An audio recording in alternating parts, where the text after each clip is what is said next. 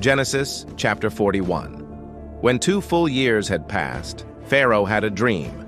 He was standing by the Nile when out of the river there came up 7 cows, sleek and fat, and they grazed among the reeds. After them, 7 other cows, ugly and gaunt, came up out of the Nile and stood beside those on the riverbank. And the cows that were ugly and gaunt ate up the 7 sleek, fat cows. Then Pharaoh woke up. He fell asleep again and had a second dream. 7 heads of grain, healthy and good, were growing on a single stalk. After them, 7 other heads of grain sprouted thin and scorched by the east wind. The thin heads of grain swallowed up the 7 healthy full heads. Then Pharaoh woke up. It had been a dream. In the morning his mind was troubled, so he sent for all the magicians and wise men of Egypt. Pharaoh told them his dreams, but no one could interpret them for him. Then the chief cupbearer said to Pharaoh, "Today I am reminded of my shortcomings. Pharaoh was once angry with his servants, and he imprisoned me and the chief baker in the house of the captain of the guard. Each of us had a dream the same night, and each dream had a meaning of its own. Now a young Hebrew was there with us, a servant of the captain of the guard. We told him our dreams, and he interpreted them for us, giving each man the interpretation of his dream. And things turned out exactly as he interpreted them to us. I was restored to my position, and the other man was hanged. So Pharaoh sent for Joseph, and he was quickly brought from the dungeon. When he had shaved and changed his clothes, he came before Pharaoh. Pharaoh said to Joseph, "I had a dream, and no one can interpret it. But I have heard it said of you that when you hear a dream, you can interpret it." "I cannot do it," Joseph replied to Pharaoh, "but God will give Pharaoh the answer he desires." Then Pharaoh said to Joseph, "In my dream I was standing on the bank of the Nile, when out of the river there came up 7 cows, fat and sleek, and they grazed among the reeds. After them, 7 other cows came up scrawny and very ugly and lean. I had never seen such ugly cows in all the land of Egypt. The lean, ugly cows ate up the 7 fat cows that came up first.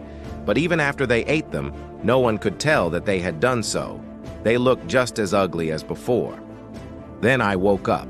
In my dreams I also saw 7 heads of grain, full and good, growing on a single stalk. After them, 7 other heads sprouted, withered, and scorched by the east wind. The thin heads of grain swallowed up the 7 good heads. I told this to the magicians, but none could explain it to me." Then Joseph said to Pharaoh, "The dreams of Pharaoh are one and the same. God has revealed to Pharaoh what he is about to do.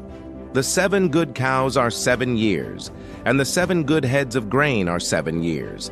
It is one and the same dream. The 7 lean, ugly cows that came up afterward are 7 years, and so are the 7 worthless heads of grain scorched by the east wind. They are 7 years of famine. It is just as I said to Pharaoh. God has shown Pharaoh what he is about to do.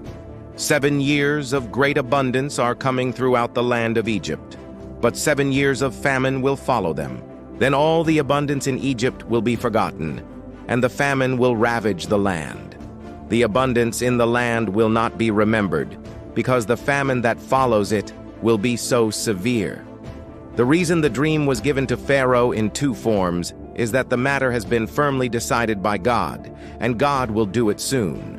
And now let Pharaoh look for a discerning and wise man, and put him in charge of the land of Egypt. Let Pharaoh appoint commissioners over the land to take 1/5 of the harvest of Egypt during the 7 years of abundance. They should collect all the food of these good years that are coming, and store up the grain under the authority of Pharaoh to be kept in the cities for food. This food should be held in reserve for the country, to be used during the 7 years of famine that will come upon Egypt, so that the country may not be ruined by the famine." The plan seemed good to Pharaoh and to all his officials. So Pharaoh asked them, "Can we find anyone like this man, one in whom is the Spirit of God?" Then Pharaoh said to Joseph, "Since God has made all this known to you, there is no one so discerning and wise as you. You shall be in charge of my palace, and all my people are to submit to your orders. Only with respect to the throne will I be greater than you."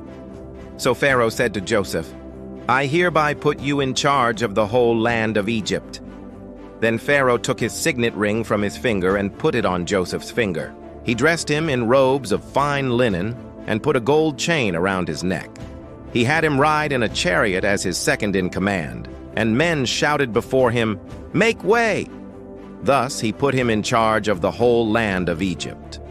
Then Pharaoh said to Joseph, "I am Pharaoh, but without your word no one will lift hand or foot in all Egypt." Pharaoh gave Joseph the name Zaphanath-Paneah and gave him Asenath, daughter of Potiphera, priest of On, to be his wife. And Joseph went throughout the land of Egypt. Joseph was 30 years old when he entered the service of Pharaoh, king of Egypt. And Joseph went out from Pharaoh's presence and traveled throughout Egypt. During the 7 years of abundance, the land produced plentifully. Joseph collected all the food produced in those 7 years of abundance in Egypt and stored it in the cities. In each city he put the food grown in the fields surrounding it. Joseph stored up huge quantities of grain, like the sand of the sea. It was so much that he stopped keeping records because it was beyond measure. Before the years of famine came, 2 sons were born to Joseph by Asenath, daughter of Potiphera, priest of On, and said, "It is because God has made me forget all my trouble and all my father's household." The second son he named Ephraim and said, "It is because God has made me fruitful in the land of my suffering." The 7 years of abundance in Egypt came to an end, and the 7 years of famine began, just as Joseph had said. There was famine in all the other lands, but in the whole land of Egypt there was food. When all Egypt began to feel the famine, the people cried to Pharaoh for food. Then Pharaoh told all the Egyptians, "Go to Joseph and do what he tells you." When the famine had spread over the whole country, Joseph opened the storehouses and sold grain to the Egyptians, for the famine was severe throughout Egypt. And all the countries came to Egypt to buy grain from Joseph, because the famine was severe in all the world.